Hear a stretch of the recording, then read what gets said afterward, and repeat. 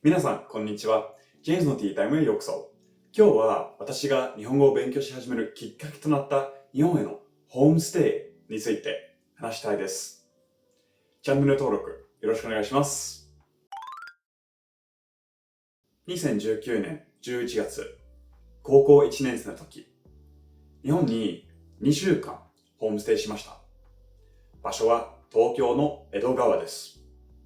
でですね、これを言ったら大体みんな気になることがあります。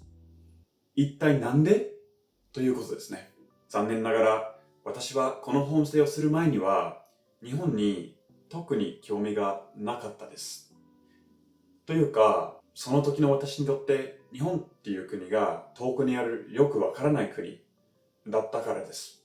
結論、自分の学校はたまたま日本に交換でホームステイするプログラムがあって、私は旅行として楽しそうだなと思って行くことにしました。まあ、単なる好奇心で行きたいと思ったわけですね。そのため、信じてもらえないかもしれないけど、その時の私、つまり5年前の16歳の私、日本語が本当にできなかったです。ありがとうと、こんにちはぐらいしか言えなかったです。イギリスから日本ってやっぱり遠い国ですね。時差もあってホームステイの時ずっと時差ボケで本当にやばかったです。以前の動画で言ったように私はロンドンから遠いイギリス南西部出身です。それでロンドンの空港までバスで6時間もかかりました。朝早く出たのですが、私はバスでバカみたいに寝ないようにしてました。なぜかトラウマがあったからです。14歳の時、サッカーの大会のためにフランスにバスで行ったことがあったんですが、その時、寝た人の鼻の穴にポテチを入れたりするいたずら小僧がいたんですよ。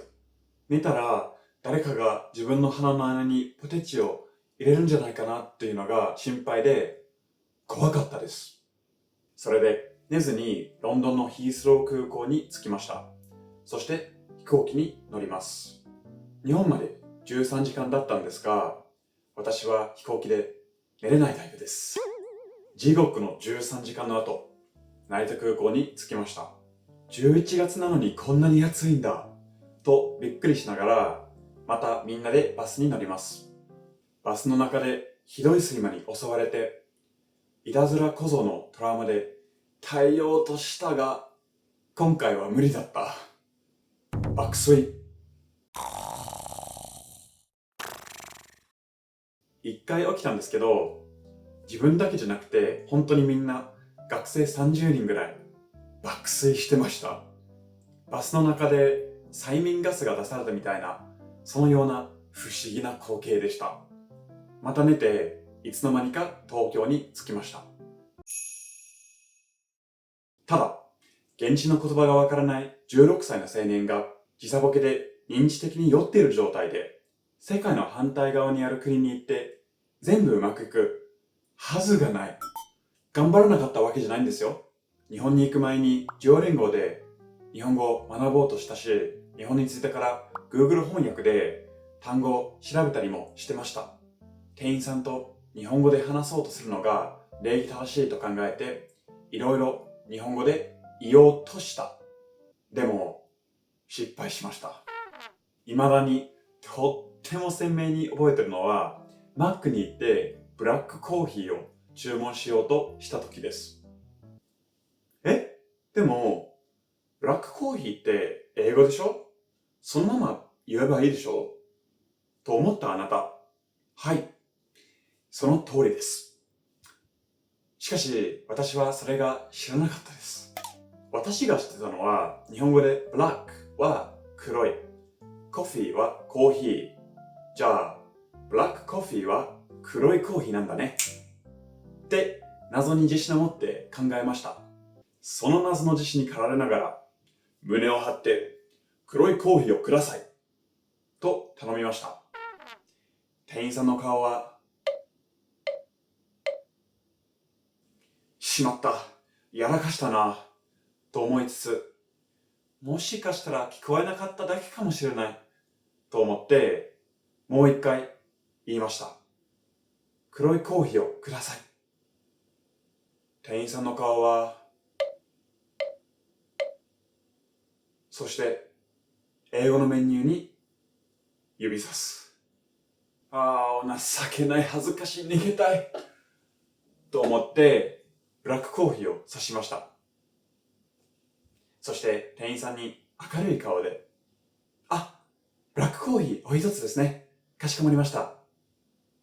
と言われて絶望しました。ブラックコーヒーって英語じゃないかよ。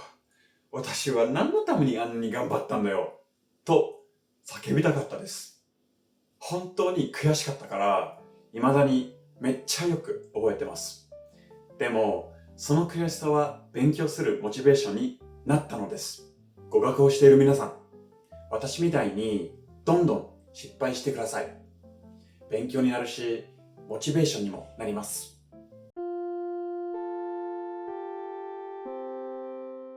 ホームステイ中に3日間日本の学校に行きました。そして小中高全部1日ずつ行きましたが、そこで様々な事件が起こりました。まず小学校です。子供たちみんな可愛かった。よく覚えてることが3つもあって、1つは漢字の授業でした。子供たちは世界という字をめっちゃ丁寧に綺麗に書いてました。でもその時の私はもちろん漢字が全然できませんでした。でも子供たちに書いて書いてと言われてたので、意味わかんなかったのに必死に書こうとしました。でももちろん筆順わかんなかったんですよね。それで書き方を間違えて子供たちに違う違う違うとめっちゃ突っ込まれて笑われました。子供たちに叱られて自分情けないなとまた思いました。そして昼ご飯は一緒に給食を食べたのですが、その給食の中にキウイフルーツが出ました。キウイフルーツは普通スプーンで実を取り出して食べると思いますが、私の友達は皮は実は一番ビタミンが入っていて体にいいよって言ってたので、丸ごとかじって食べていました。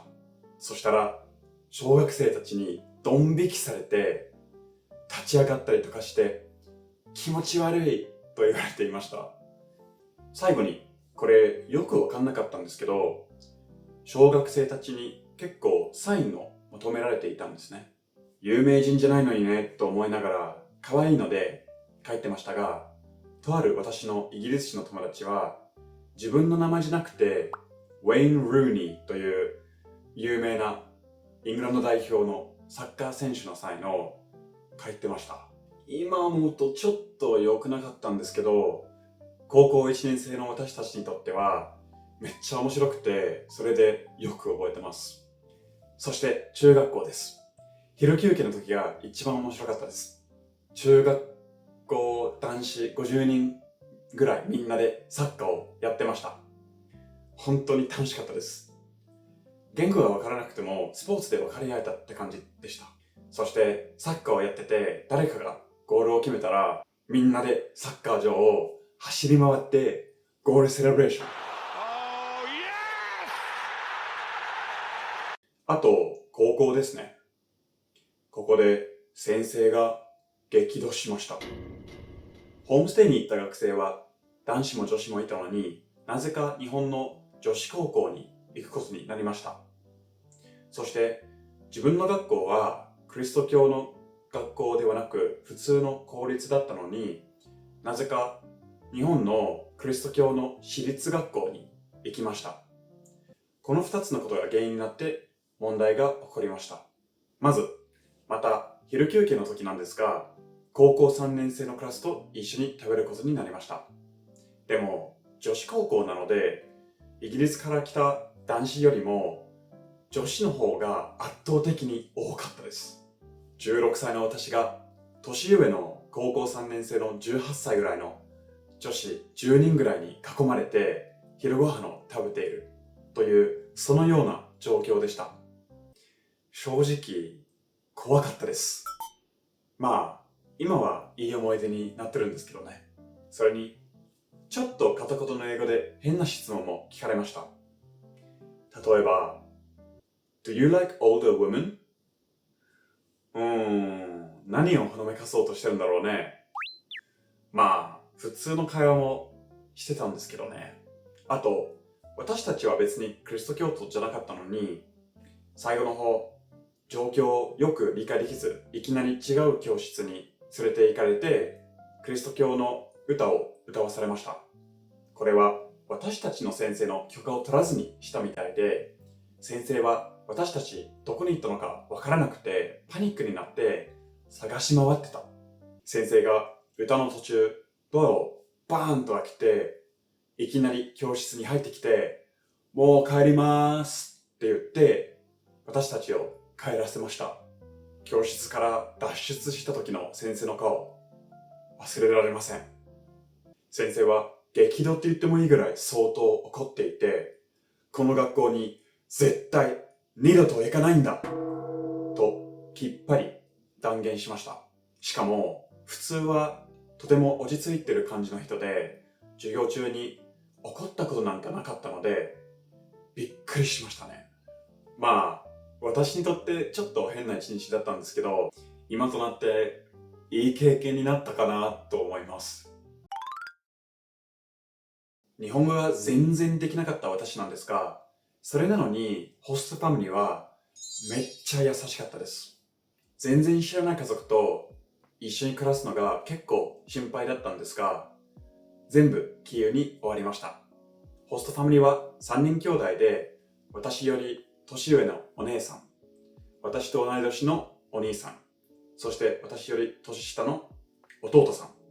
いろんなところに連れて行ってもらったり、いろんな美味しい日本料理を食べさせてもらったりして、本当に感謝しかないです。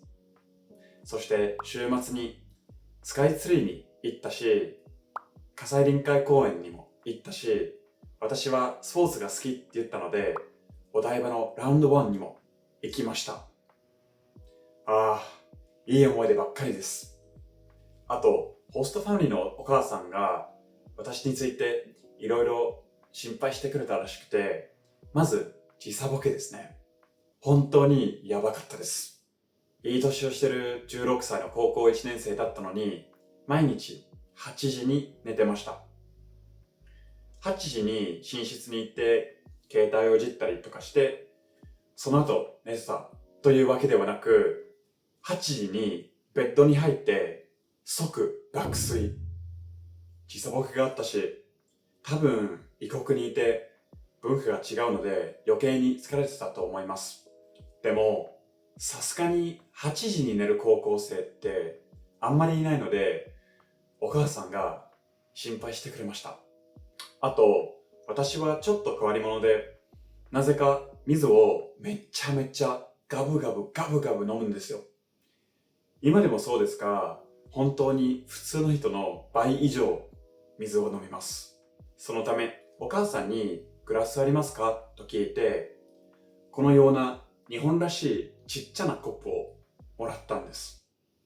でも、これじゃあ足りないなと思ってお母さんにもっと大きなやつないですかと聞いて、お母さんがびっくりしてお父さんがいつも使っていたビールグラスをくれました。まあ、このようなやつですね。そして水を汲んで私はお母さんの前で一気飲みしました。よっぽど水を飲みたかったと思います。この前、またホストファミリーと会ったんですが、お母さんが水の飲みすぎじゃないか、お腹を壊すんじゃないか、と本気で心配していたと言ってました。でも、言語の壁、文化の壁、やっぱりありました。同い年のお兄さんの英語が結構上手だったので、英語で話したり、単語を調べながら話したりとかして、頑張ってコミュニケーションを取ってたんですが、深い話はあんまりできませんでした。地元のお土産をあげていたのですが、なんであげたのか、地元ではなんで大事なのかなどがうまく説明できませんでした。そして、イギリスの文化について話したかった。日本文化について聞きたかった。けど、できませんでした。それだけでなく、自分の感謝の気持ちもうまく伝えられませんでした。それが一番悔しくて、申し訳なく感じていました。その悔しい、申し訳ないという気持ちを心に抱えながらイギリスに帰って日本語を勉強し始めたわけです。いつかホストファミリーとまたその他の日本人と話せるようになるためです。そして勉強すればするほど日本語や日本が好きになっていつか日本に住んでみたいなと思うようになりました。それがモチベーションになって夢になってその好循環で本当に真面目に勉強してました。ホームステイを計画してくれた先生、ありがとうございます。私を泊めてくれたホストファミリー、ありがとうございます。私はこのホームステイに行けなかったら、一体どんな人生を歩むことになったのか、本当にわかりません。行くことによって人生で初めてって言ってもいいぐらい夢ができました。それは日英バイリンガルになって日本に住むことでした。それが達成できた今の私、本当に嬉しいです。日本やこの動画を見ている皆様、これからもよろしくお願いします。面白かったらチャンネル登録よろしくお願いします。それではまた次回お会いしましょう。バイバーイ。